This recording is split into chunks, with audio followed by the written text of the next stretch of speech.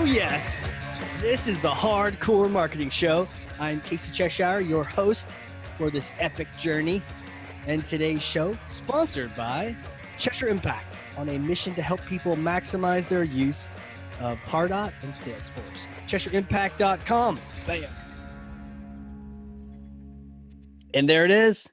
Booyah. We're about to have some fun. I'm stoked. And sometimes on those initial calls, you just know you're about to talk to someone you're going to have a blast with, you're going to learn a lot from, and just have one hell of a time. That is happening right here on this episode.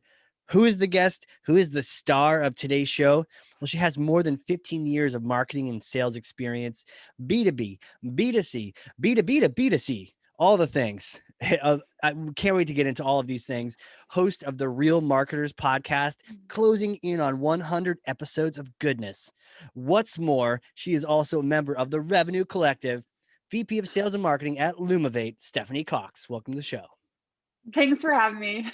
Yeah, let's do this. Yeah, it's always weird when someone tells you about, reads your intro, and I'm like, oh. You know, a few people have been known, rumor has it, to take my intros and make it their wake up alarm clock. You know, like you wake up in the morning, Casey's like, what's more, this person is so-and-so. Yeah, totally. Let's do this. Let's do this. So I got to pass you something because I know you're ready to come out guns blazing. You've got that baseball bat poised and ready, but I've got something else for you instead. This is even more powerful. Here you go. Okay. Oh. Here you go. Thor's hammer. Grab that thing.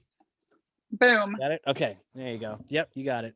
Take Thor's hammer and smash for me some kind of marketing myth, bogus strategy, misconception. Set the record straight once and for all. So this is my current rant of the probably 2021, and it's that marketing can't lead sales, and it's complete bullshit. Complete bullshit. You heard it here. Yes. On the Hardcore Marketing Show. Tell me, marketing can lead sales. They can lead sales. And so there's a couple of reasons why, and I really would bucket it into three. So number one, great marketers, and let's be honest, not everyone's a great marketer, but great marketers in B2B especially have always been connected to sales. They've always been riding along, right? You've always been listening to sales calls. You've been participating in sales calls. You know the pipeline just as well as the sales team does. So if you have been doing great marketing, you've already been part of the sales team, even though you didn't carry a bag, right?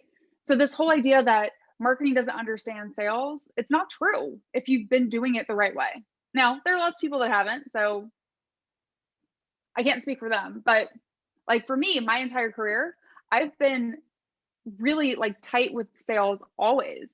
Really? And part of that, because if you think about it, right? My job when I started out in my career was in marketing, and marketing is all about making the life of sales easier, right? Getting people into the funnel, regardless of what your funnel is. If it's sales-led, product-led, marketing-led, doesn't really matter. And if you don't make the life of sales easier, then you're not doing your job. And then sales doesn't like you, and you have that a misalignment problem. So I've always found if I want to make sales their life easier and I want to be really good at my job, I need to understand what their job is. I need to understand what their pain is, right? And if you walk a mile in someone else's shoe and you walk along with them, you have a lot better understanding of it. And you also can figure out how to help them better. And then they also have a lot more respect for you, right? Because they know you're actually a partner. So that to me is something I've always done. And not in this way that's sales wants a case study, so I wrote them a case study. No, I am always asking, and I have for a long time, what else can I do to help? Here's a couple of ideas I have to help you close this deal. Even at my time at Lumavate, I've been here 4 years, and I took over sales about 18 months ago. But before that, I knew our pipeline just as well as our VP of sales did. I knew where every deal was, what was going on, and I had ideas of how we could help move it forward. Really? And that's what I think, because that's what good B2B marketers should be doing. And if you're doing that, you taking over sales at some point doesn't seem like such far a stretch, right? And on the flip side, everyone goes, oh, well, sales could lead marketing. Maybe they could, right? And I see it happen all the time, but why not the inverse? Yeah, and why not the flip? Why not the reverse? And exactly. Yeah, and we're not saying every marketer could run sales. There's certain conditions. Yes. And one of them is you got to understand sales. Yes. So, and I think the second one is you have to have owned a number. And when I say like own a number, I don't mean like you owned a lead number, which is a separate rant we can get into later. Yeah. Like, but you have to have owned a pipeline number. So you've had to commit yourself to some sort of revenue related number. And whether that's, you're in B2C and it's actual like dollars that from like e-commerce as an example, or channel sales, or if you're in B2B and you're owning a pipeline number, but you have to commit to a number. And I will tell you, like, the hardest part about sales and leading sales is the number. Yeah. That's the hardest part, right? Because it is constantly hanging over your head. And I always tell people, there's like a big rush at the end of quarter, especially in B2B. But you know what happens on April 1st? It starts all over again and no one cares what you did last quarter. I know. Right? So if you've been in that like environment before, it doesn't phase you when you like own quota, right? I've always owned pipeline numbers for a long time in my career. So owning the overall revenue number for the company didn't scare me. I was used to it. Wow. Now, if you've only owned lead numbers or, like meetings or some other bullshit, right? That's probably going to freak you out. But at the end of the day, you probably need to look at what you're doing from a marketing perspective anyways, and what KPIs you own. Didn't scare you to own total revenue for the company. Are you No. crazy or are you just Yes. Yes. A little bit of both, probably, right? Yeah. Well, because here's the thing. I find that people that love what they do, right? Like, is it crazy to own the number? Yes, because in some like perspectives, I own the sales number, which means the health of the company kind of lives or dies with me and my team. And that's a lot of pressure. But when you have the experience and you hire the right talent, it becomes not pressure, but a challenge and a fun challenge to solve. Right. And yes, is it frustrating? Like, I'll give you a story, right? So here's an example. I have been the marketer, and I like hate myself now for this, that has gotten the contract and has sat on it for like 7 days in DocuSign and not signed it. Not because I don't plan on signing it, because I just not a priority, right? We've all done that with vendors. When you're on the flip side, it sucks. Oh, totally. I did that to DocuSign recently. They're like, "You gonna renew?" I'm like, "Did you increase this on me?" They're like, "Maybe." And they didn't say maybe, but I think they said yes. And I was like, "Well, I'm not gonna sign it." And they're like, "Cool, it auto renews anyways, but please sign it." But I just sat on it. Right? And I've been that person. And then like the first time it happened to me, like when I was leading sales and we were like down to like, it was at the end of the first quarter and we were short like $3,000, like something super ridiculous. And we had stuff out in DocuSign for it. And I was just like, why won't they sign it? Like, I hate these people. Why won't they do this? And then I'm like, oh shit, I was this person. Yeah. Right. So now I try really, really hard. As soon as I say like a verbal yes to a vendor, like as soon as the DocuSign hits, almost always, as long as there's not something crazy going on, I try and sign it right away because I don't want to be that person. So marketers out there, don't be that person. So don't be that person. Yeah. I mean, do unto others, right? But also understanding but even knowing that you were that person, you can think about like, oh, it just wasn't a priority, or just my inbox, there's a couple other things above it. It got pushed to the bottom. There's exactly all kind of reasons. And then it's not even on purpose. Sometimes it really isn't. Yeah. It's just, you're not on fire right now. But I love that you flip something, because the idea of, it doesn't scare you, but it's because you flipped it from being this like giant weight over you. It's like people like, oh, it's either home mortgage or the fact that you have a home, right? It's it is both, but it's like, how you gonna look at it? Glass half full or half, and you're like, it's a challenge, especially if you have the right, you mentioned the right experience and the right people, the right team in place. Man, it's like, let's go. This is a challenge. Let's climb this mountain. It's fun. Yeah. Right? Like, that's the thing. I think sometimes people think about sales or just, work in general. Like, if you love what you do, it's kind of like getting paid to do your hobby, right? And that's how life is for me. And I know I'm very blessed in that retrospect. Not everyone has that opportunity, but if you love what you do, it's a lot of fun. It's hard, but it's a lot of fun. And then I think the third thing I would tell you that why marketing can lead sales is about leadership. And this applies really to anything, But leadership is all about hiring the right talent and getting the hell out of their way, right? I think sometimes people think, well, in order to lead someone, you have to have done their job.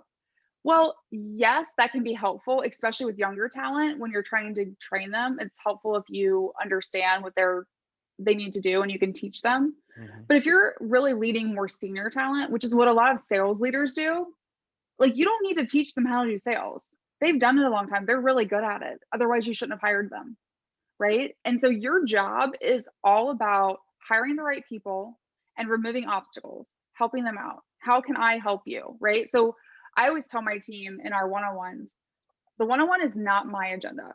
It's your agenda. You tell me what you need from me. How can I help you? And I think that's really important for any type of leader, but especially when you take over sales, right? How can you use me to help you move a deal along? Yes. Is an email for me, a call for me, a video for me, what will help move it to the next step? Boom. The one-on-one is your agenda. What kind of obstacles can I get out of your way? Love the idea of just hiring really good people and then not micromanaging the hell out of them. Just Right? let them fly. Well, and that's what I think a lot of people and a lot of sales leaders do, honestly, is they're like managing to activities. And it's such an old school way of thinking about like how many calls did you make? How many emails did you send? I mean, yes, but at the end of the day, if you hire adults, treat them like adults. They don't need to be managed Mm. that way. They need to be managed to what they're and really helped to achieve their objectives and what their goals are. So if I know what your like as a sales executive, if I know what, some of my team's quota is, that's what I hold them accountable to. I don't hold them accountable to how many meetings they had, how many calls they had, et cetera, because I hire talented people and I know that they can do this job. Now, if they don't hit their quota, right? Like that's when we might have conversations around how do we start to think about like what went wrong or what could we have done differently or are we doing the right type of stuff to get us where we need to go? But for the most part, if you tell people what success looks like and you empower them, they're going to work really hard for you. And they want effort. I think by nature, people want to be successful. No one wants to fail. Man, you're just a walking quote. That's like a mic drop. You should do the hammer drop moment there. Yeah. Tell them what success is like, empower them to get it. Just And get out of their knock it way. out of the nest. Yeah. Mhm. Um, do you ever look at, because this is kind of cool. Let's say I'm a marketer and Mhm. I've done sales. That's it. Back to the number one, even you Yeah. understand them. And you said you don't necessarily always have to carry a bag, as you don't need to always have to have been a quota carrying sales rep to Mhm. manage sales. Have you ever done sales? No? Well, By not like myself, no, proper sales proper or not whatever. yeah, not proper. Like I've never been a quota carrying like account executive, no. But I've always rode along. Even from like my first job. I remember, gosh, like I had been there maybe a year. I'm fresh out of college, right? And looking back, I'm like, the stuff that they let me do, holy crap. Were Yeah. they crazy? Like the stuff that they were letting me do was kind of crazy. But I was really good at storytelling, which I Okay. think is what is important for marketers, but also really important for sales. And so we were going after these whales. And so this whole idea around whale hunting. And one of our senior VPs for strategic accounts was putting together these like kind of like this little main task force of teams that would go whale hunting. And she picked me to be on our team. And I was like, well, this feels like a mistake. I'm like 23. I have like no idea what I'm doing. Jeez. And what I realized is I'm really good at storytelling and I'm really good at helping like convey like back in the day, right? Like PowerPoint, death by PowerPoint, like tell a story via slides. And from then on, that's what I've always done. I've always tried to partner myself with sales. So like I don't mind being on sales calls. I actually asked to be on sales calls. I want to listen in. And this is back in the day before like recording your calls was a thing, which is so easy to do now. But I always would do that. I remember I was at Ingersoll Rand, and this was a stint I had in B2C and B2B2C. We were selling home automation through like Lowe's, Home Depot, etc. We also sold it to large builders like Lennar, Pulte. And I used to go in with the sales team towards the very end to help them close deals because we were typically selling to marketers or selling to like business development people and like, Lennar as an example. And I would come in and I would help tell them a story about how our customers use our product. And they wouldn't think I'm selling to them. I'm 1,000% selling to you. I'm trying to get you to buy our stuff. It just, I wasn't a salesperson, so they didn't have the same connotation. And I Yeah. remember, gosh, this was probably like 10 years ago. I remember head of the business unit, our GM said, "You're the closer. You're like who we send in on these big deals to help the sales team close." And I was like, "Don't tell people that. Like, I'm going to have to do this all the time." But what I realized at that moment was like he meant it as like a super big compliment, because I do have this special knack for helping like disarm people and helping them, I'm really authentic and I don't say anything I don't passionately believe. Yeah. And it really helps.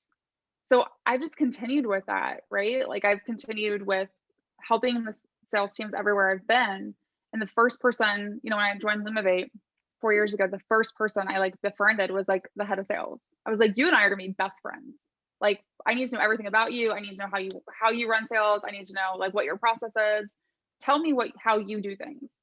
And I think that's important because I didn't want to say like, "This is how I've seen it done." I wanted to learn first how he was doing it. And then I wanted to quickly find ways that I could help. And if you do that, you get entrenched with the sales team really quickly. And I think that's part of the reason at Lumavate, I was on almost every sales call for the entire 4 years I've been, right? Probably last like, well, 2.5, 3 years. Wow. Um, and listening in, helping, providing context, guidance. And because I wanted to be helpful, even if I'm not an active voice in the conversation, I want to be able to hear what customers say or what prospects say. I want to Yeah. figure out how we can get better at marketing, how we can get better at sales. And so I think, 18 months ago when our CEO approached me and said, "What do you think about running the sales team?" It made a lot of sense because I was already in the trenches with them every single day. So it wasn't like some like a scream emoji at that point. Like, oh my gosh, or was it? Was there a No, little bit of it was a little bit of like, "Is this happening?" yeah. Like just a little bit. Cause I think, for the myth I'm busting, I never thought a marketer could lead sales Yeah. because that's what I've been told, right? I've been told that Right. marketing can't lead sales. If you've never carried a bag, you don't understand sales. I've There are very few people that have done it the other way. Right. And I've seen lots of, chief revenue officers or chief sales officers that oversee marketing. So I just didn't realize it was possible. And now that I do, I think, it's an opportunity for more marketers to step up. But like I said, there has to be a couple conditions to it. Not anyone can do it. Right. You got it. And I love that story you mentioned about working with the head of sales being BFFs. But it's Hmm. the approach, right? Because I think sometimes if you just straight up ask them before you've done the research, like, how can I help? If they don't know marketing, or they might just be like, I don't know, make us a flyer or something. More Um, leads. yeah, more leads. And can we have a website? Like, I don't know. So they'll just say almost like the little Hmm. tactical things because they don't necessarily know. So it's almost like consultative sales too, instead of just Hmm. being like, "Hey, what can I help you with?" You listen. So you went and you asked, and I wrote down, you learned how he was doing it Hmm. so that you could figure out some things that could help, things that maybe they didn't even know to ask for because you had been Exactly. learning. Yeah. Well, and that's part of it. Like, what's your qualification process, right? Like, everyone has different qualification processes, right? Like, at the time, he used Medic, which is a pretty popular one. So, right, like, okay, tell me. But he also like did Medic plus a couple other letters. MedPick is what he Wait, used to call it. did you say Meta? Medic.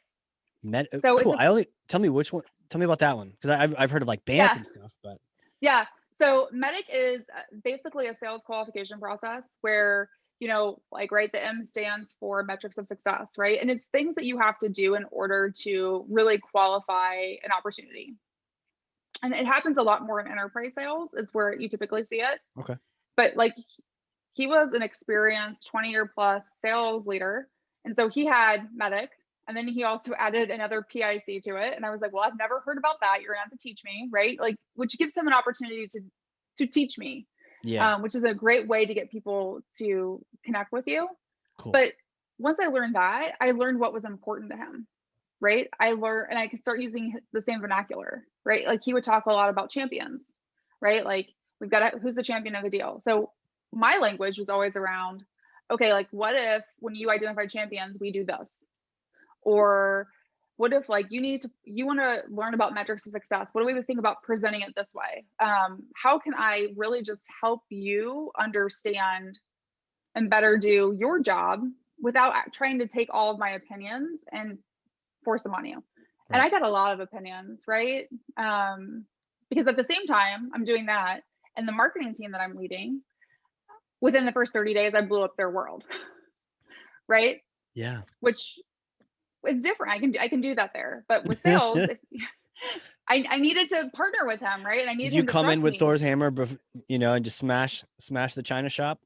I mean, yeah. Well, here's the thing. I always tell people, when anyone tries to recruit me for a role, if you want someone who is going to like sit for 90 days and listen, I am not your person. Like, right? I'm just not. If you're going to tell me that's your culture, I'm going to go crazy. You're not going to be happy. I'm going to be miserable. If the most I can probably wait is like 30 days. And I'm still like, it's like me sitting on my hands. Cause by like a week or two, I have a pretty good idea of what we need to do and what needs to start changing. And if and I've typically done my due diligence early on before I even consider the opportunity. So I know where your problems are. It's just a matter of like figuring out how deep they are, how ugly they are, or, what are the low hanging fruit? Yeah. What's the culture like and the team like? What can we move fast on? But I blow things up pretty quickly. And that's just been my mantra. It happens every job I take. I come in kind of guns blazing and go from there, and it doesn't stop. I always tell people, I have one speed, it's fast. And it's kind of like I joke a little bit, and some people on my teams in the past have heard me say this. It's like running fast with scissors, right? Like, and the reason why I say that, it's like because like it's a little dangerous and you probably shouldn't do it, but most of the time it works out fine. Yeah. Right. Totally. But it's constantly like, how can we figure out how to do things differently and better? I don't believe anything's ever done. So I love that. I was skiing really fast the other day, and it was like, Mrs. Fast, don't fall over. It's gonna be real bad if you fall, right? But it was probably really real bad. fun. Right. But it's really fun, and we're getting there. So with marketing, you have the confidence experience to you just go with the gut, do the due diligence, get going. With sales, you took a different tack, and you were like, okay, let's learn. I did when I came in and I was like a partner with sales. Now, when I took over sales, back to fast, back to the scissors. back to fast. Yeah, I'm sure sales was okay with that though. Maybe I don't know. Roll with it. I would say for the most part, like yes, rolled with it. I do think though, when you take over sales as a marketing leader previously, you're going to have people on the sales team that either think this makes a ton of sense and like are super excited because you've been with them all along. And then you're going to have some people that are like, you've not paid your toll, like your dues, right? You've not paid the tolls. You've not carried a bag. So it's going to be a little bit of both depending on the team. But yeah, I remember my boss talked to me about it on a Tuesday, and by like Thursday, I had like a 5-page plan of what we were going to, all the things I was going to change. Because I've been sitting there, right, for like 2.5 years going, yeah, you've been with them. This, right? This is frustrating to me. I don't think we should do this. I think this could be better. And sometimes, those changes don't happen, not because I didn't suggest them before, but because they maybe were different leadership styles, different, people on the team. So. Jeez. What's really interesting? And I made this little connection when you were talking about it, taking over sales, and how some people were like, you didn't carry a bag. You know what the craziest thing, because I've hired sales managers and I've promoted them, and not every rep is a good sales manager. No, they're not. And it's actually a completely different job. And so it's a big trick though, because everyone feels like they want to climb the hierarchy. In sales, it's a little different. Like you're out there hunting with your spear, you're getting all the accolades, you're awesome, and they can keep bumping up your numbers and your quotas and your salary. Cool. Yep. But as soon as you take over the manager thing, you may not be the most paid person on the team. Which people don't realize. Yeah, they don't realize. And the job's completely different. Now you're Mhm. like managing people to hit their own goals, and you're not the Correct. rock star. They're the rock stars. You're facilitating. You're the puppet master. You're the encourager, and it really throws some sales reps for a loop because they thought they could Mhm. just swoop in and do the sales stuff, but they can't because the goal is not for them to be doing it anymore. It's for their team to be doing it. So it's such a mind game, but that totally ties into the fact where marketing, somebody that comes from marketing, if they're really good at managing and Mhm. hitting goals and setting metrics and numbers, are not afraid of the revenue, it's a no brainer that they could run marketing if they're of that same personality type, because they don't, it's probably better that they weren't a sales rep in Yep. some regards, you know? Well, It's because interesting. a lot of times when people move up like that, like you were just saying, their inclination is to take over deals, right? Yes. Yes. And that's like the worst thing you can ever do to a rep. Like Mm. I always tell my team, like, I don't want to run your deal. I will do whatever you need to be like you need me to do. But it's I have full faith in you, right? Um, and I think that I've seen the opposite, right? Where sales leaders come in and they want to take over someone's deal because it's not going the way they thought it would, or it's not going as fast as they want it to, or they really need it for the quarter. And that's just demoralizing, honestly, to a lot of reps. Right. Because you got preempted. You got Yep. trumped or something. It was your deal. And even if you close it, It's not really your deal. yeah, or if you didn't close it. Yep. Then it's definitely your right. Like then it's not because your boss stepped in. It's because you didn't do a Yeah, good job. oh, geez. Oh, I get it. It's a, Mhm. it's a lose. Yep. Win, lose. I don't know. It's just not good when they step in like that. So yeah, and if you're coming from the marketing side, you understand the process and the steps that are taking, and marketing's great at mapping out process and that kind of thing. Mhm. You're not going to get in their way. You're like, you're the salesperson, you're the rep, you're the hired, you're the ninja here. Go for Yep. it. Like, let me know how I can help. If you don't know, let's get you training, but I'm not stepping in. Don't pass the buck over to me on this call. Yeah. Your call.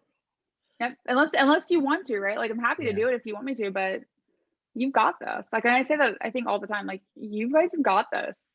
Like, I have full faith. And I think maybe everyone needs a little bit more faith in their team. Oh, totally. You got to trust the team more. Yep. You got to do that. Yeah, it's like trust but verify, right? You're hitting your numbers. Cool. I got to stay out of the kitchen, out of the Yes. whatever. Crazy. Speaking of kitchen, did you hear about Burger King? Oh, about their social media blunder. Yeah. Yeah. I'm so, I love everything they do from a marketing perspective. And You then I do? saw that. Yeah. Oh, normally, yes. I'm Oh, obs- tell me about okay. this. So I'm obsessed with everything that they do and probably have been for a year and a half since like December. Oh gosh, that's not even 2 years. It's since they did the Whopper detour. The Whopper Detour? Yes, What was that which about? was like the most brilliant marketing I've ever seen. So what they did was they didn't have a lot of people downloading their native mobile app, which is a separate rant I could go on why you shouldn't have a native app. But anyways, they didn't have a lot of people using it. So they had this really great idea to do a promotion. And that's not crazy innovative, right? Like everyone does promotions, you get a coupon for downloading the app. But then they paired it with trolling McDonald's. So if you ordered a Whopper within 600 feet of a McDonald's, you got the Whopper for free. So they actually encouraged you to download their app, then go drive to McDonald's, like sit in their parking lot, order a Whopper, and then go to Burger King to pick it up. It was brilliant. It was absolutely brilliant. They had ridiculous numbers, right? Like, and then another one they did that I thought was more in South America, specifically the Brazil team did it, is they used augmented reality in their app to like you get like a Whopper for a penny if you went to like a McDonald's ad or a Wendy's ad and held it up, and it would actually in augmented reality catch like the big flyer on fire and then reveal a Whopper. So it once again like was trolling competitors. It was just brilliant. It's what's crazy about their marketing prior to this recent blunder has been they've never done anything that I think is like crazy outlandish. It's always been taking ideas that people have always done and putting them together in different ways, right? Like Hmm. getting a promotion for downloading an app is not new. That's been happening for a decade. Yeah. Combining that with like having to be within 600 feet of your like number one competitor is a new spin on it. And it got people to do it, got people talking, got them a ton of press coverage.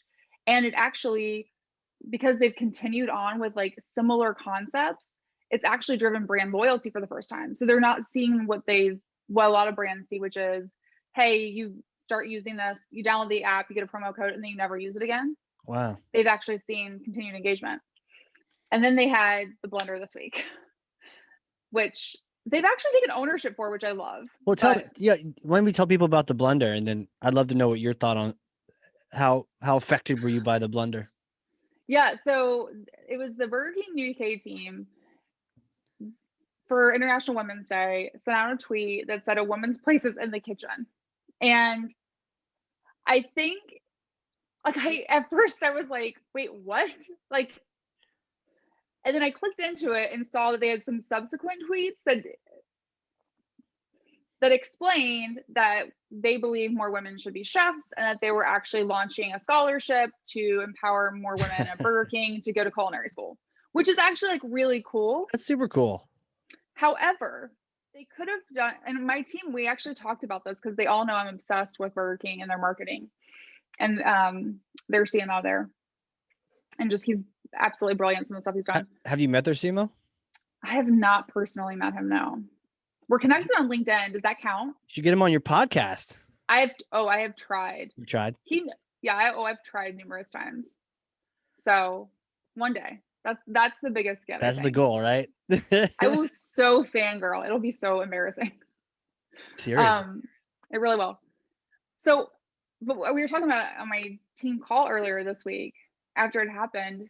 And one of the things, that we were all saying was, it would have been better if they would have made it clear that it was a thread, right? Like, like when some people do threads, they'll do like one of three and it's a thread.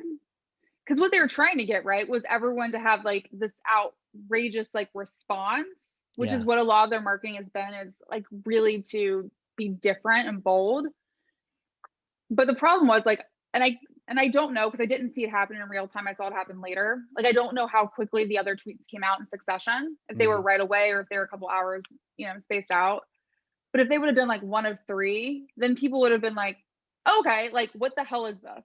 Yeah. Right? Yeah. And even the clipping or the picture of the tweet that I saw online without that, if it had said one of three, smart people would say, okay, well, what does chapter 2 and 3 say? Like, what else is said here? Yeah. Right. There's more to, three simple little words or little tiny little digits would have, well, they probably still would have gotten a lot of heat and maybe attention that they wanted, but it would at least made it clear that, but I mean, they prepped the scholarships in advance. What do you think about that kind of a tactic though? Like, and I know you're already a fan, so perhaps you're biased, but like in your biased opinion, is that a good tactic? Would you do that at Lumavate or, I wouldn't do it at Lumavate only because I think two reasons. One, it feels a little inauthentic. Yeah.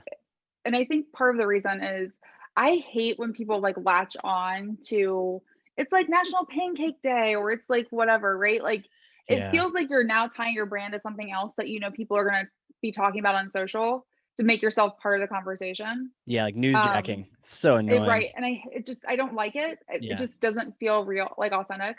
I think the other part is I just think right now in the world that we're living in, brands have to be really careful around things tied to gender, right? Totally. And I just don't know if like Burger King putting themselves in the conversation around like women's rights and where a woman's place is, even though like I think they had really good intentions with like the scholarship program, like if that was the right choice, or if they could have flipped it and said, like if I was like overseeing their social media team in the UK, I would have said something like, love this concept. What if we don't start with something that's going to be super inflammatory? Like, what if we start with like a stat around like women chefs and how because what they're trying to call attention to is a problem that exists. So if they would have said, like there's only X% of women chefs in the UK. Like, this is not like, we believe that like this is a problem. Like, that would have been a really cool way to have Yeah. gotten the same thing, the same concept, and it would have inflamed people, and they could have still told their story. And I think it would have Like felt even, tweet one, right? Tweet one yeah, of three said that. Tweet two of three said something else. We've launched a scholarship. Put our money where exactly. our mouths are at. Number three, belong in the case. So if it said three, like to your point, yeah, just a more to it, Mhm. more substance. Or like, I think like tweet one was like women belong in the kitchen, and like tweet two is like if they want to, and then it explained more. And I was like, why wasn't the if they want to like on the first part, right? Oh, Like, well, I guess another question, counterpoint, like why are clearly because it wasn't like there was that Ford tweet a long time ago. Do you remember like mhm. somebody accidentally tweeted like Detroit is the auto capital of the world, then why can no one effing drive, you know? Yeah, And it actually was like on Ford or Chrysler's Twitter. It was like their social media rep, and they're like, "You're fired." But like well, that this was an accident, you know? that was an accident. Well, and And it's funny thing that you say yeah, about that. I tell people all the time, the only time a marketing emergency happens is if someone does something dumb on social media. Like, otherwise, there are not, marketing emergencies don't exist, interesting. Or if right? the or if the lead connection is gone, or like where are my leads at, or if an email goes out. See, I can find some for you. If an email Yeah, goes out and says something dumb, or it says hi first name because they forgot a percent. is that an emergency though? You're right. It's not emergency. Not an I emergency. stand corrected. It's not. I mean, you should fix it, but it's Yeah, not an emergency. they look Like, dumb maybe, but it's not they like look a dumb.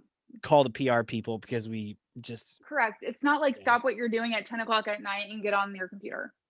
Yeah. So But is it tasteless?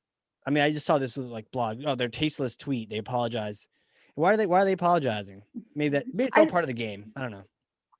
I think, I mean, I know their CMO came out and apologized. And I think it was the right thing to do, be, only because I think they realized like they had good intentions and people took it the wrong way. Yeah. And they've done lots of really bold stuff before Yeah, that but has you knew inflamed people. they knew they would take it the wrong way. I don't think they did. I really don't. They I had think to they were know surprised. in a Well, cheeky UK way that they were I would hope totally being like without the scholarship, they would be totally burned to the ground. So it's like yes. they knew they were being cheeky, right? I No? think they knew that. I think they knew they were being cheeky. I don't think they thought people would take it the way that they did. I think they thought it would drive like, oh, let me like click in and see the rest of the tweets, or like it would drive conversation. Kind of like Wendy's, right? Like Wendy's on Twitter, they're hilarious. And a Yeah, lot of times they say stuff that drives conversation, but it doesn't create like this substantial backlash. It, right. and I think that's what they were walking that fine line, right? I think they thought, oh, it's going to drive conversation and then people are going to be interested in what we're doing. I don't think they realize people are going to be like, are you freaking kidding me right now? Yeah, it's like their first day on Twitter. They don't realize how toxic it can get. Yeah. Oh, that's so true.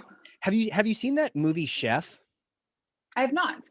Oh my gosh, you totally have to see this movie. Okay. Um, it's really good. I'm looking up here. It's just called Chef. It's on Netflix right now. Oh, it's 2014. No kidding. John Favreau. Okay. Um, really good movie. He's a chef, and he gets in some spats with this food critic, and his son hooks him up with Twitter. No, I'm not gonna spoil the whole movie, but long and the short, the critic says something, and John writes back to him, right? Replies to it, Yeah. and basically calls him every name under the sun, and it basically burns him. But he thinks it's a private message. He thinks it's a Oh, DM, sweet. but instead he tweeted this food critic who retweeted it and started a feud back and forth with him. And then in the morning, his son was like, "You have like 30,000 retweets," and he's like, "What's that mean?" Like everyone saw you say this, and so it's almost like John Favreau is like on UK's Twitter. That'd be a great meme where he's like, "Oops, did I do that? I didn't think I this was did it public." again. Yeah, man. That's funny. I'll Well, have to that's check that out. interesting because I've talked to actually Brandon Roten, who was the sarcastic Wendy's Twitter guy, and Yeah. he just burns Burger King because he's like, what do they stand for? So Mhm. if I were to ask you, like, what do they do? Overall brand, like, they have these really interesting tactics, for better or worse. But like, what does that brand mean to you in terms of its identity? Oh, that's a great question. Well, what's funny about this whole thing is I don't even eat at Burger King. Right? Isn't that funny? I don't even eat like I don't eat fast. I have a gluten allergy, so I don't even eat fast food. Oh, geez. Um, So not right. not even you So don't, but like you don't and couldn't and you wouldn't and shouldn't and yes. got it. But obsessed with Burger King. I think it's kind of like their king mascot. Like, what does he stand for? Yeah. I really just think it's about like being different and unique, Okay. right? Like a different way of doing things, right? Like, and I think if you look at how they talk about how they cook their food, where their food comes from, the stuff that they've done with like plant-based items earlier than everyone else, I think they're saying like we're the different fast food place, Yeah. and we're a little bit like kooky, and I think Yeah. that appeals to a lot of people, right? But yeah, I think the last time I had Burger King was probably like 17 years ago before I found out I had a gluten allergy. Jeez. Is it bad where if you like snuck in a Whopper, it'd be like a bad Oh, day? I'd be like violently ill. Oh, Yeah. geez. Well, you don't want to do that then. Well, they came out with a plant-based. I'm sure they'll come out with a gluten. They haven't already done like a gluten-free burger or anything? No, and then you have to worry about like the bun, cross Cross-contamination. contamination. Yeah. Yeah, not worth it. Not worth it. I will say that Whopper is pretty tasty. So So all this bad yeah. marketing notwithstanding, what were you gonna say? Well, I was gonna say what's funny is if you didn't know that about me, I am obsessed with McDonald's Coke. So I have Wait, you're very what? few like obsessed with McDonald's and their Coke Really? because of yes. So it's if you ever see me sometimes, probably twice a week, I have a McDonald's Coke. And I don't buy anything else at McDonald's, but I will go and pay $1.08 for a McDonald's Coke because they have the best mix, the right straw size, and they refrigerate their wines. So it really is like and you can Google this, like the best fountain Coke on the market. So So you said they have the best mix. So the mix yes, of syrup to water ratio. yes, They have perfect. the right straw size. This is interesting. And Yes, then they refrigerate the lines that come from the different like, sources. uh-huh. Wow. Google it. There's like articles Ooh. and all kinds of stuff on it. It's real serious. Um, So, McDonald's Coke. Okay. Go ahead. so what's funny about it about Burger King is I won't even go get like a Coke at Burger King because they have what's it called? The little the machines where you get to pick your flavor. Yes. I hate those. Why? Okay, because like they have like 60 flavors, Yeah. whatever. Like if you're like, I want a Coke, you know what happens? I get like a Coke plus whatever the person before me had. And it tastes like crap. Their backwash. They're exactly. And I'm like, why does this taste like a Sprite Coke? Like, ew. So Right. It's not the pure freestyle. thing. Yeah, it's the freestyle machines. I will not go to a place that's a freestyle machine. Whoa. Freestyle machine. Yeah. Interesting. I mean, I always kind of figured it sort of like, well, just don't have your cup under it right away, right? But then I guess you're No, it's wasting. still there. It's still in the Still there. line. You want a Hmm. dedicated line. It's like you wouldn't do that with beer. I don't know if they No, do. would you? You Yeah, shouldn't. you shouldn't. Like you wanted this other thing and you got an IPA in it as well, you know? Mm, That'd be kind of weird. exactly. Gluten-free beer, is that a thing? Yeah, it's not good. Not good. Mm-mm. Got to stick to the potato vodka or something. Yeah, stick to the wine. Wine. Boom. Yeah. Sold.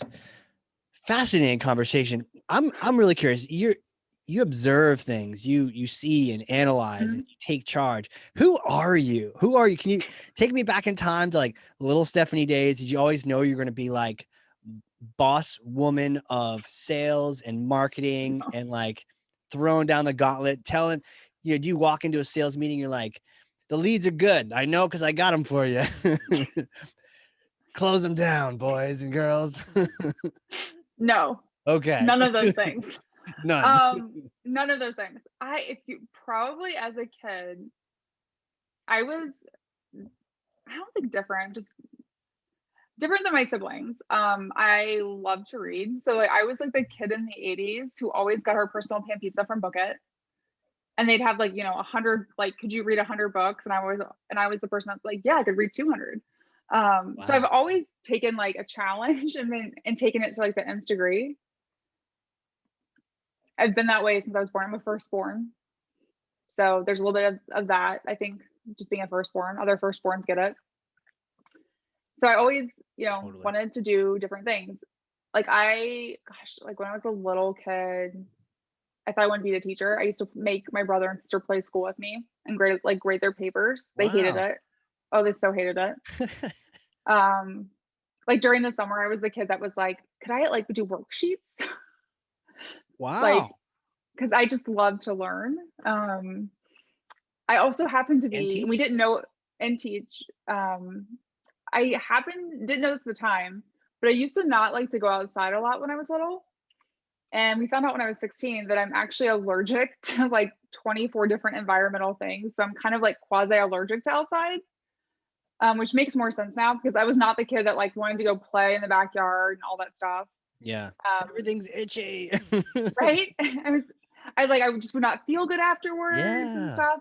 And it's funny, I've been married about 17 years now, Wow. and my husband's parents, they knew I was allergic to a lot of things outside. And it wasn't until we'd been married probably like 6 or 7 years and we were doing family photos outside. And I think they thought like me saying I'm allergic to grass was like what you say when you don't want to mow.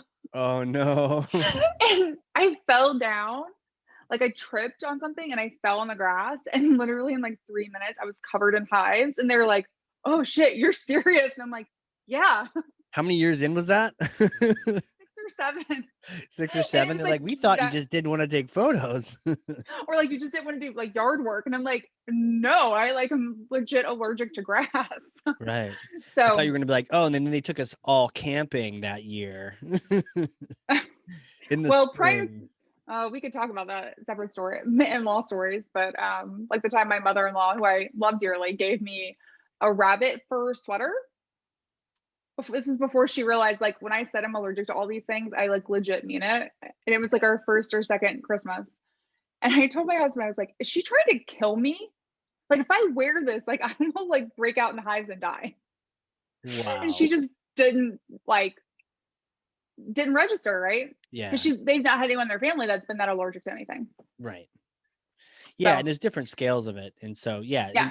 there's the super serious scale where it's like, no, I'm not even kidding. I'm not being like super sensitive. It's like when people like just decide, they feel healthier without gluten, Yes. right? Versus like celiacs or people who are like, like Mhm. this is not me just Like, being like coy here. I'm like that. I've gotten that with waiters sometimes too. When I've went out with someone who was a serious allergy, yep. it's like, okay, if you need to get the manager or the menu or something, when they have a gluten-free menu, you're like, sweet. But like, you're like, do you quite understand the serious? Like, I don't want to have like an EMT come to this table. We just want to make sure everything's cool here. Yes. And when they're really serious about it, you're like, good. But when they kind of like are, oh yeah, sure. Yeah, no problem. You're like, okay, don't mess around here, man. I still, honestly, even to this day, when they bring food to my table and it looks like too good to be gluten free, I'll make my Yes. husband taste it. I'm like, is this gluten free? And he's like, yeah, it's real good too. And I was like, okay. Okay. Or if I take a bite of something and I'm like, this tastes really good. Can you make sure it's like gluten free? He sounds magic. How does he know? Can you tell what gluten tastes like? Oh, there's a big difference between gluten free food and non gluten free food. Yes, there's a big difference. Yeah. So, especially like when it comes to bread or like pastas and stuff, like there's a very big difference. Like probably even this how solid it is, right? How much it stays together. Usually the Yeah, how dense it binding. is, Yeah. just the texture of it. Gluten-free Good. food So tends to have a little okay, bit so of an aftertaste. that's a good thing then if you got the ones that are just like super tasty and you're like, this I feel like I'm breaking the law here. This is good. But then also sometimes I'll eat something like this is the best thing I've ever had, and my husband will eat it. He's like, "This is not good." Like I was like, "But I've not had real like bread for a decade. Like I Yeah. don't know. This Your is like the standards are best I've different. had." Yeah. So it's funny because I'll just be like, "Stop telling people that was good," and I was like, "But it was to me." Yeah. It's So like when you've had a gluten-free muffin where they didn't try hard. yeah. A lot of things are better than that. So Man, so you're growing up like that, and then eventually you're going to mhm. school, going English, poli sci. What was the thought? Well, A lawyer? so no, I thought I wanted to be. This is crazy. a newspaper reporter. Okay. Like back in the 90s, like that was like a job that people Yeah. had, right? You mean back when it was respectable? Exactly, right. And they weren't firing news staffs all the time, and everything hadn't moved online yet. So I actually went to college thinking I wanted to be a newspaper reporter, and I did a semester on the college paper, and I was like, this sucks. Yeah, this is I tough. just didn't love it. I didn't love staying up till like 3 a.m. on like production nights. I mean, I enjoyed the team and hanging out with them, but I just Yeah. didn't love it. I wasn't passionate about it. And so then it was kind of like at the same time, I went to a conference in New York with college it was like a big advertising conference. And I kind of fell in love with this idea of like advertising PR. And back then, like in the 90s, I went to a liberal arts school. Like there was a marketing department kind of in business, but it was very different. It was very much like, like what are the 4 Ps? It didn't actually teach you how to do Yeah. marketing. So a lot of what I would tell you, like marketing really what is, right, around design and copywriting and all that stuff was in the journalism school still. Yeah. So that's when I went ad PR. And then I love to learn. And I was like, oh, well, I want to take English classes because I like English and I like to read. So I did that. And then I was like, oh, well, if I only have to take like 4 more classes and then I could get like a minor in rhetoric. And if I took like this, I could get a poli-sci degree too. So I decided to do that. No kidding. So it was like a dual major or a double or Triple major with a minor, 4 years, dude. no summer school. Dude, see, I did Yeah. a dual major, not even double. It was like 2 BS and a BA. I thought I was Yeah. pretty badass, but like a triple. Now Yeah. I had a thing. I always wanted to do this. I didn't do it for graduation. Was one a BS and one a BA. No, all of them were bachelors of arts because They were all like okay. See, yeah. I had a BS and a BA, and I was gonna like get 2 hoods, cut them in you half, should've. and then sew them together. And be like, That would be "What's fancy. up, prof?" Exactly. They're like, So. "What are you doing?" Oh, I can't wait. Oh, you're graduating. Thank God. So, wow. Okay. So you just, there's that thing you're saying earlier about seeing a challenge and just taking it to what could I, looking at all the classes, what could I get out of this? Since you got all those different degrees and you knew wasn't going to be journalism and you had this thing, the advertising was really, did you just launch right into that after school? Yeah, kind of, sort of. Yeah.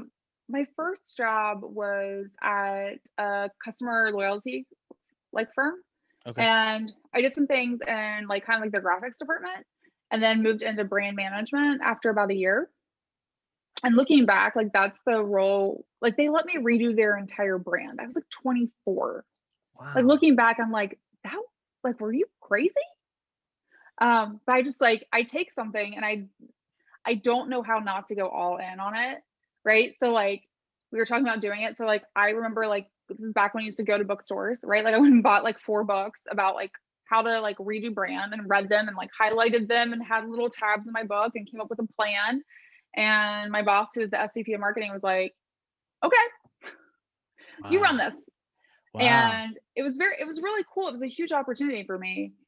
But I think that's how I've really been that way throughout my entire life, is when I see something I'm interested in, I can't not go like super deep. I have to figure out every aspect of it. I have to learn as much as I can about it. And then I have to do it. Yeah. Jeez. You just had all these opportunities. Do you, were you thrown into them? Were you stepping up to the plate? Were you kind of saying, I could do this? Or were people just giving you, kind of pushing you out of the nest a little bit? Probably a combination of both. So I think part of it is I always I don't know how to function if I am not overwhelmed. So like I have to have like a ton of stuff on my plate, or I'm kind of like, what do? I only have 10 things to do. So part of it is I'm always looking for other things to take on. Okay. I feel like I work best when I have a lot going on. Yeah. I think the other part is a little bit luck, right? I learned a lot about digital because in my first job, we're talking like 2003, not every company had a website. Yeah. Right? Like social media was just starting. And a lot of times, people that graduated around that time frame got to take on digital because we were the young ones, right? Like, you're young, go figure out this Facebook thing, go figure this out, go figure this out. Yeah. So I kind of lucked into it a little bit as well, with opportunities to learn. And I've always just been curious, what others are doing and how we can take that idea and make it work for our brand, or how, we can maybe not take that idea exactly, but take that concept and tweak it to work for our model. Jeez. And now you're just crushing it. Sales and marketing right Just there in the title. trying to do it all and Yeah. seeing how Help it goes. paving the way for marketing. Take over sales. Watch out, sales. We're coming. We're coming. Yep. We're coming for you. That's it. We're going to hold you accountable to the process. But I loved marketing has that the big picture view. And I Mhm. love sales has a focus on like the here and now. It's like, cool. I love that you're thinking about Q4, but I need to survive Q1. So I got to Yep. close now. So it's like it's like the now and later candy combined Mhm. into one. Are you able to switch back and forth, in your position? Because marketing is very much that sort of testing for the long term and or bigger picture, and then sales is so focused. Are you able to kind of go back and forth? Mhm. Yeah, I am. I think, and that's what I like about my job, is every day is Yeah. different. Every day is, you know, for instance, like yesterday I was working with the marketing team on a couple of different things that are like, hey, we're trying to get something out really, really fast Yeah. and test out a new concept. And then I also can, on the same token, have a conversation about a large enterprise brand that we're talking to, that we've been working for a long time, about how we should think about what's next for them, right? Which is a lot more methodical. We're not trying to change things really quickly or move things along really fast. So it's fun. It's a good balance of, feeling like everything's on fire and feeling like you have time to plan. Right. So, which some people like that and some people hate that. I love it. And it's like you're not even working, right? Like if you Yeah. love what you do, we were saying that at the very beginning. If you love what you do, man, it's like you're playing all day. It's so Yeah. cool. Hypothetical question for you. Okay. I may or may not have a time machine here in Nashua, New Hampshire. Okay. And let's say I do, and post COVID, come visit, get some lobster, and I'll let you use the Yeah. time machine and Okay. brush off the acorns and whatever. You get to use this. It's a special time machine. It goes back to a particular time and place. You get to see Okay. yourself. You get to visit yourself a couple days after that undergrad triple degree graduation. Yeah. What kind of advice would you give yourself, knowing all the things you've been through, the people you've met, the places Mm. you've been, the companies you've been at, and the jobs you've done, all those things? What kind of things would you tell yourself? I think the two things. So one is kind of funny. It would be, hi, when you start working at ExactTarget and then Salesforce buys you, and then you leave Salesforce, don't sell your shares. Hold on to them longer than you think, because you'll regret it. Right? I know you think that like $70 a share was really great. Well, now they're at over 200. So Right. way to go. So I think that would be like number one. Yeah, totally. Don't cash them out for a vacation. Right. And then the second one would really be about, it's hard to describe it, but I really realized this. It was about 10 years ago. I used to be just kind of like the polite girl, right? And what I mean by that is, I would speak up and I'd have opinions, but if no one listened to them, I just kind of let it go. Um, I would ask for permission, not forgiveness. And one day I was at Ingersoll Rand, I was sitting in a meeting, and I swear I said, you know, I had been suggesting this idea that we should do for probably like 6 months at the time. And then someone else in the room said the exact same thing, and everyone thought it was a good idea. Oh, geez. And I about like lost my mind. And I went home that night and I was like, that's it, I'm done. And not like done there, but like I'm done waiting for someone to tell me that I can do my job, waiting for people to like give me permission to test out what I want to do. And I think part of that is I was young in my career, right? I was like 5 or 6 years into my career at the time. Part of it's because I'm a woman, and women tend to be a little bit more worried about that. We don't feel like we can always be as vocal or as direct or maybe as aggressive as like maybe like a male counterpart can be sometimes in the workforce. But from that moment on, I just started saying, and I think this is why I've grown so much in my career, Like, I know what I'm doing, and until someone tells me to knock it off, I'm just going to do what I think is best. And so I would start, and I think if you look at my time at Lumavate, it kind of makes sense. Back then I started saying, well, here's some problems, and maybe they're in my area, maybe they're not. And I might mention them once to someone like, hey, like this is in your area, this is a problem. I think we could fix it this way. And if they don't take me up on it or they don't do anything, I just start doing it until someone tells me to knock it off. And guess what? No one ever tells you to knock it off when you do great work. And, if you look at, where I've been, especially the last 4 years, I came in to lead marketing, and then I took over sales, and then I took over customer success and support, and then I took over product management. And all of that was because I saw opportunities in each of them and saw ways that we could do it better. I suggested them. And it's not that no one listened. It's just that maybe that wasn't a priority at the time. And so I just started doing it. And then at some point it got better and people realized, well, maybe it makes sense for Stephanie to lead all of this. And that's what I would tell you. Like, I wish I would have realized that sooner in my career, because I think I would have been happier earlier on in my career. I think I would have been able to do much more, and it would have helped me grow even faster. And it's something I tell young talent all the time. You were hired for a reason. Like, someone that hired you believes that you have this talent, and you should do your job the best way you think you can. And chances are no one's going to tell you to knock it off. Like, there's a couple of things you could do, right? Like posting something inappropriate on social media on the company account. Don't do that. Right. But everything else, for the most part, like, what's the worst thing that can happen? Marketing is not about saving lives, right? Like, no one's going to likely die because your, email campaign didn't go well. Right. So, man, thank you so much you could tell that like that was real. You really considered that. And yeah, I can, when you mentioned that meeting, it's just like, oh, what a turning point. I mean, what a terrible gift it was because there's no way you can possibly then be like, guys, I've literally been saying this for like 6 months. And like, what is she talking about? Like, you know what's funny? Did you try that now? Oh, I didn't say it then. Oh, I was too scared. Yeah. But like now, if I say something and like I don't get heard, and then someone else says it later, and I literally will say, yeah, if someone's like, what do you think? I'm like, that's a great idea. It was a great idea when I said it 2 months ago. Like, I don't do it to be like an ass. I just do it like, yeah, I agree with it because I've already said it. Like, I want people to realize that,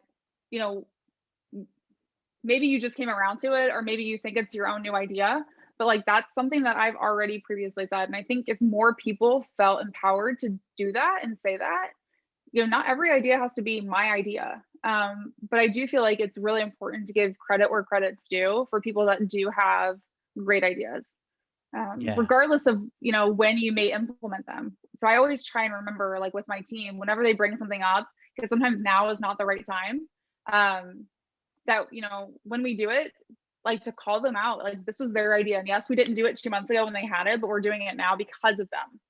Because I think that's really important. Yeah. And even if it's kind of awkward bringing it up at the moment, it's important because you're standing up for yourself. Exactly. Yeah. And that has a ripple effect across everything. So it needs to happen. Champion for yourself. That's the thing. Like, no one's going to champion for you more than you. Like, even if you have like an amazing mentor and all these people, like, no one is there to do that. And I've had friends that, a friend that got an MBA and never championed for himself. And so for a long time was in the same job he had when he was still in college as an undergrad. Like, he just it didn't stick up for himself. And another friend stuck up for himself too much and was like, just the doors were opening, but it's because he was just sticking up for himself and pushing, and just crazy to see the differences there. But yeah, that's awesome. So good. Man. Are we gonna throw on some TV after this? I know you like to throw on the TV. Any shows I should be checking out? I am currently rewatching The West Wing. Okay. I haven't seen West Wing. You need to rectify that. It's on HBO Max. I'm kind of a laggard. So like, I started watching Lost when the final season started, and I was like, I have never seen Lost. You need to rectify that situation. I know. But I know everyone keeps telling me I need to, but I just haven't got into it yet. But no, Right. I love The West Wing. I was a big fan of it when it Cool. first came out years ago. But I think there's just a lot. So the president in it, which is Martin Sheen, he Yeah. says a lot like what's next. Like, and that's kind of like I had to say that all the time, like what's next? Like we did that, like what's next? What are we doing next? This idea that you're never done. Iteration is never done. There's always a way we can improve it. So Wow. So you're actually like extracting some cool wisdom from mhm, the character. That's cool when the characters are so well done that you're actually learning from them at the same time. exactly. Versus like House of Cards where you're learning like what not to do. Oh, don't worry. I watch a bunch of trash TV too. Yeah, right. So we all have to. I always tell my kids like reality TV, soap operas, all that stuff, like the best part about them is that no matter how bad something is in your life right now, it is worse for someone on one of those shows. So like 100%. you can always feel better about life like if you watch like reality TV. Oh yeah. I love eating like a big bowl of nachos while watching Survivor while they're eating rice, you know? Right? They're I like I starving. there's right. But then I tell my kids, like, well, you don't remember season one, they didn't even give them rice. Right? Like Really? way back. Yeah, they didn't used to do that. They Mhm. just have to catch it? Yeah. If you don't catch it, Like that was Survivor. Like if you go back to like season one, season two, like they didn't get any of that stuff. I can't remember when they started giving them rice and like actually like sustenance to survive. right. I assume like a lawyer made them do it. But like back Yeah. in originally 20 years ago, they didn't do that stuff. So I'm dying for Survivor to come back though. I cannot wait for the like because it's been what a year off now. Yeah. So it's a long time. It's an It's one of my favorite interesting, shows. it's a really interesting show. You can get kind of pulled in, especially with the kind of characters they have and Yep. Boston Rob or whoever it might be. And you're just My like, favorite. yeah, Mhm. yeah. But we And watch with the kids. They yeah, love there's it. like heroes and villains and all these different themes. And Mhm. yeah, you know what? One of the longest running reality shows. Do you have like one that you like it's embarrassing that you really like? Oh gosh, probably. No one's listening to this Um, podcast, so you don't have to worry about it. no, I like I'm trying to figure out like which one to pick, to be Yeah. honest. Okay, you can throw a couple Um, out. I'll tell you I mine too. was for a while, I don't watch it anymore, but prior to like COVID, I was obsessed with Married at First Sight, which is like when What? have you seen that? Like when No, people but oh, tell it's me. crazy.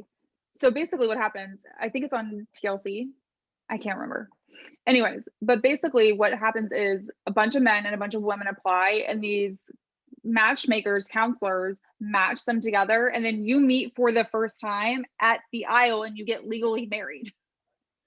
So you get married at first sight and then you have to like stay together for 8 weeks and they film it. And it is like the biggest train wreck that I've ever watched. And it is amazing television. Does it Because it's like ever work? yes, it does. Like that's what's crazy is there's always usually like every season there's like one couple that stays together. Like and not just stays together like after the show, like literally stays together. Like there have been, ones that have kids and all kinds of stuff. So like there's like science. It's interesting because there's science to it, right? There's people that Yeah. do all these behavior tests about you to figure out like what kind of person you really need. So they tried. So it's not just like blatantly not a fit at all. They No. really tried the best to keep you together. Yeah. Otherwise, you bounce day 3. You're like, I don't care. I'm out. And there are times where that happens, but it's a hot mess. And Yeah. Something it about is hot messes on TV is just it's just great. Well, and it's like I'm always just curious like about like the psychology of like what made yeah, you want to decide to do this? me too. Like how would you like why did you think that was okay to get married at first sight? Why did you assume it would go well? Like I Right. just have lots of questions. So that's been like one of my ones I used to absolutely love. Um I haven't watched it though since like COVID. It just got a little bit different like with the filming of it. Yeah. Mine's very similar to yours. So you've probably seen this one too. Temptation Island. I haven't watched it Oh yet. my gosh. We'll swap, right? So I'll watch that one. I'll let you know. Temptation Island started season 1. In the concept, and are you familiar with the concept or Yeah, because didn't they used to have it like a they long time they ago? did. It was like some Okay, I 90s. watched it back then in the 90s Yeah, and if or you look whenever. back, the quality it's interesting. It's okay, but it's kind of the cheesy, it's the 90s, but they've Yeah. redone it. but I think is it like Mark Wahlberg? I think, yeah. Oh, see, I need to watch it then. Oh yeah, but he does. Is it Mark? I'm gonna get it wrong. I think it is. Yeah, it's him, and he's so good. But the premise for those listening, and I'm sorry if you wanted marketing. This is marketing for you. This is brand. Is they have 8 couples, 8 couples who have been together for a while, and they volunteer to come to Temptation Island, where they're basically tempted. And so they put the girls in one house and the guys in another, but living in the house with them are like 15 people of the opposite sex. So all the girls are in one house, and they bring in all these like models, Yep. and on the other side all these gals are in there, but they actually, kind of like with the hot mess of the Married at First Sight, they really thinking about who would be the perfect person for this person. And they have videos of this one gal being like, complaining about her boyfriend on the prep video, saying like, he's kind of city and I just really want a country boy. No kidding. Dirt bike riding country boy Country from boy. Mississippi's there. And he's like, what's up, girl? So they had all these particular Yep. people picked out, your ideal, hair color, everything. They're there, and you have to live together for like, I think it's over a course of a month, and then you have to pick someone to go on dates with. But your um, partner can block someone, so you can't go on dates with them. But as soon as they block them, now they wear a necklace. It's the same color necklace that you have, and so you hang out at the house instead. And naturally, there's open bar and all these amazing. And it's in Hawaii, right? It's on some island in Hawaii, in a This is mansion like, with yeah. beautiful people, and you're just like, it's so you mentioned the psychology. That's totally the thing Mm-hmm. that I was all about, because I was like, you know what? Like, why would you do this? And for the most part, I don't think they're that bright. Then they choose that, but at the same time, maybe it was something where they had some suspicions, or they had some concerns, and they didn't know how to maybe express them. So they're like, let's just do this. See And what happens. what Or you they would wanted a free expect to vacay. happen, but free vacay, but Yeah. but to your point, some people stay together, some Yeah. people don't stay together. And at the end of each week, end of each episode too, they show your girlfriend, boyfriend, a video clip of what you did that week. And it's Oh, only a 15-second clip or a 10-second clip. So you could have been on your best behavior, but some gal like joins you in the hot tub and is like trying to be all over you. And you're like, no, I got a girlfriend. But they clip it however they want to clip it, so that all yep. that person sees is you being like totally not faithful. And so then what are they going to do to respond? And Yep. you can't talk to each other. They take your phones. So you're Ah. separated. So anyways, I'll have to add that to the list. yeah. And I will too, because it sounds like this Married at First Sight. I can't imagine the prenup paperwork on that one. Right? And their Man, families come, like, I have so many questions. their fam. Oh my! See, I wouldn't do Mhm. that. At least, Like, well, you have a whole I wouldn't do that wedding, either. Yeah, like bridesmaids, everything. Like your family, it's legit. It's a legal marriage. it's like Jerry Springer times 10. Like, It is, but you get to watch it like as it happens. okay, I'm gonna So, check it out. I gotta check it out. It's so good. Wow, very good. Well, hey, where can people connect with you? Throw out the podcast. Throw out some URLs, social yep. platforms. This has been so much fun. I'm sure people are like, sign me up for more of this. Less of this Casey thing, more of this other person. So how do they get you 24/7? Yeah, so I have a podcast, Real Marketers. We're everywhere you can find podcasts. You can hit me up on LinkedIn, Stephanie Cox, on Twitter, Stephanie Cox04. I'm on all the socials except for the TikTok, because I just can't get into that. So Just can't. Just I even just with can't. COVID, just can't get there. I can't get there. Totally. And we'll put all these links down below in the notes for people to click on through. But yeah, definitely want to check out the podcast. Do you have any cool interviews coming up that we should take a peek for, or ones you just done? Yeah, we've had a couple of really good ones. One that we recently done is about being a marketing team of one. That has Oh, gotten nice. some really good traction, because I think people don't realize, you hear all the stories about people that have these large marketing teams, And you don't realize there's a lot of people out there where they're the only person and they're doing it all. And what is it like? How do you think about getting resources? So I think that was one of my favorite ones. I think we've gotten a ton of great feedback about that, or all these people are like, I feel seen. And I'm like, you're not alone. Yeah. It's a different beast. You don't have a huge team to fall back on. And sometimes it can feel kind of isolated. So it's good to It can. be around other marketers. And you got some good people on there. Justin Keller. He's such a Yes, good dude. he is. Such a We good rant dude. about leads. So Oh, I'm sure you I did. love to rant about leads. Oh, and Christoph Trapp, another Mhm. amazing dude. And then all these other people that I don't know. I gotta meet them. This is awesome. Stephanie, thank you again. Like this has been so much fun today. Yeah, my pleasure. So much fun. And for those people listening, this has been the Hardcore Marketing Show. We will catch you all next time.